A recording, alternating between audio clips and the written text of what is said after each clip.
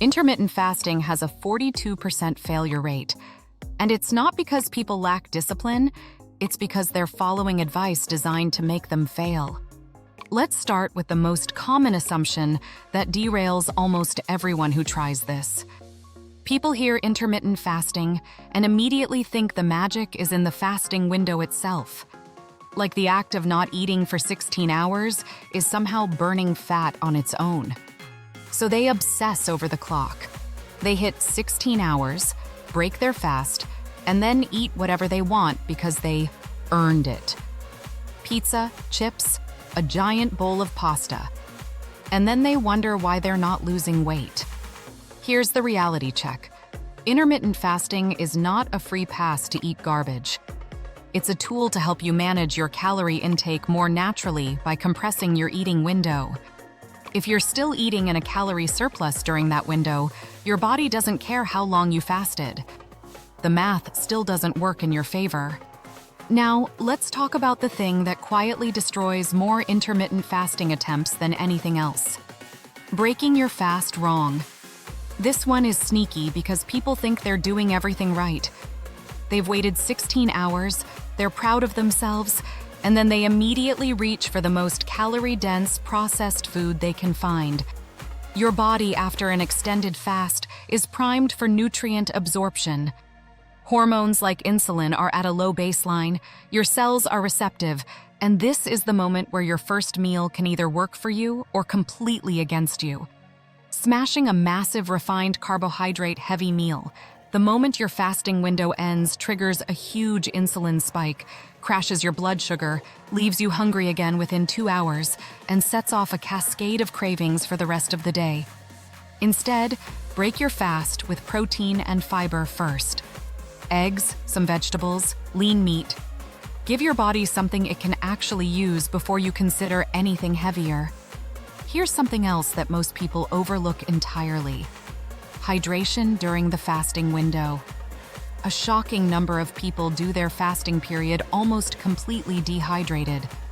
They wake up, skip their usual morning drink because they're being strict, and then spend the first 8 hours of their fast mildly dehydrated. Dehydration mimics hunger signals. So what they interpret as their body crying out for food is often just thirst. Drink water. Black coffee and plain tea are fine during a fast. They don't break your fast in any meaningful metabolic way, and they can genuinely help suppress appetite and improve your focus during the fasting hours. If you're white-knuckling your way through a 16-hour fast feeling miserable and ravenous, ask yourself honestly, how much water have you actually had? Let's shift gears and talk about the emotional side of this, because there's a psychological pattern I see over and over again that sabotages people before they even give intermittent fasting a real chance. It's the all-or-nothing mindset. Someone starts a strict 16-8 protocol on a Monday. By Thursday, they have a work lunch they can't avoid. It falls outside their eating window, and suddenly, they feel like they've failed completely. So they abandon the fast for the rest of the day, tell themselves they'll start fresh Monday, and spend the weekend eating without any structure at all. Sound familiar? This kind of thinking is the actual enemy here, not the missed eating window. One meal outside your ideal window is not a failure. It's a Thursday. Flexibility is what makes intermittent fasting sustainable over months and years, not rigidity. Now let me give you the value that most fitness channels skip entirely because they're too busy selling you a specific fasting protocol. Intermittent fasting is not one size fits all, and the window you choose actually matters for your specific lifestyle. The 16-8 window is popular, but it's not magic. Some people genuinely thrive on a 14-10 window and see better results because they're more consistent with it. Others who have demanding physical jobs or train intensively might actually be shooting themselves in the foot with extended fasting windows because they're hampering muscle recovery and performance. The goal is to find the window that lets you be consistent, feel good, train effectively, and maintain a slight calorie deficit. That's it. The fasting period is the frame, not the painting. Let's talk about sleep, because this is the piece almost no one connects to their fasting practice. Poor sleep dramatically increases ghrelin, your hunger hormone, while suppressing leptin, the hormone that signals fullness. So if you're fasting diligently, but only sleeping 5 or 6 hours a night, you are fighting your own biology. You will feel significantly more hungry throughout your fasting window. You will struggle with cravings at the end of it.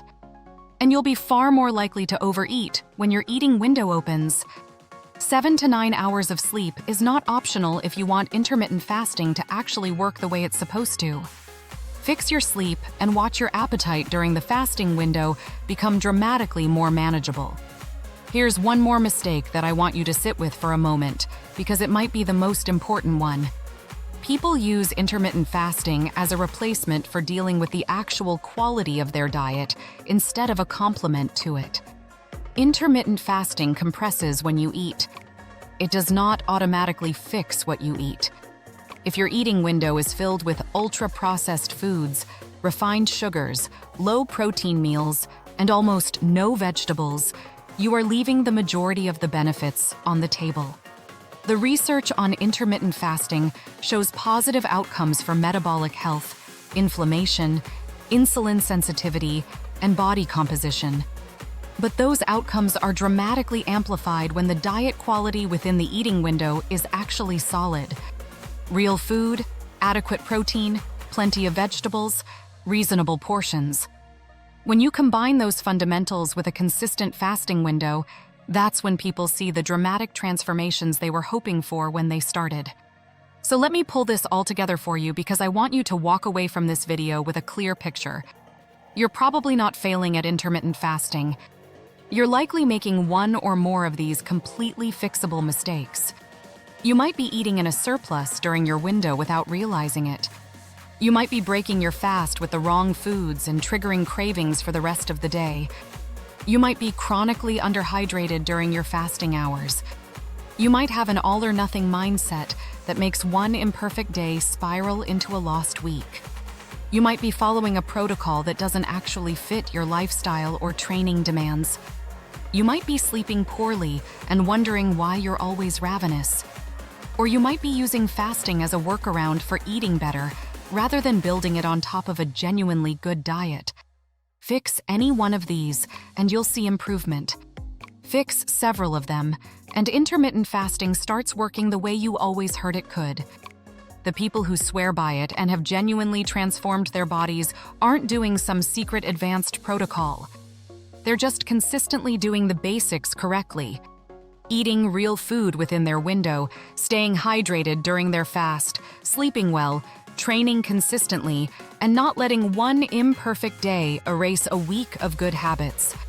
If this video made you rethink how you've been approaching your fasting, drop a comment below telling me which mistake resonated most with you. I genuinely read them, and your answer will probably help me make the next video even more useful for where you're at right now.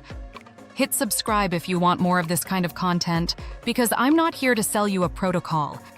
I'm here to help you actually understand what's going on in your body so you can make decisions that work for you long term. I'll see you in the next one.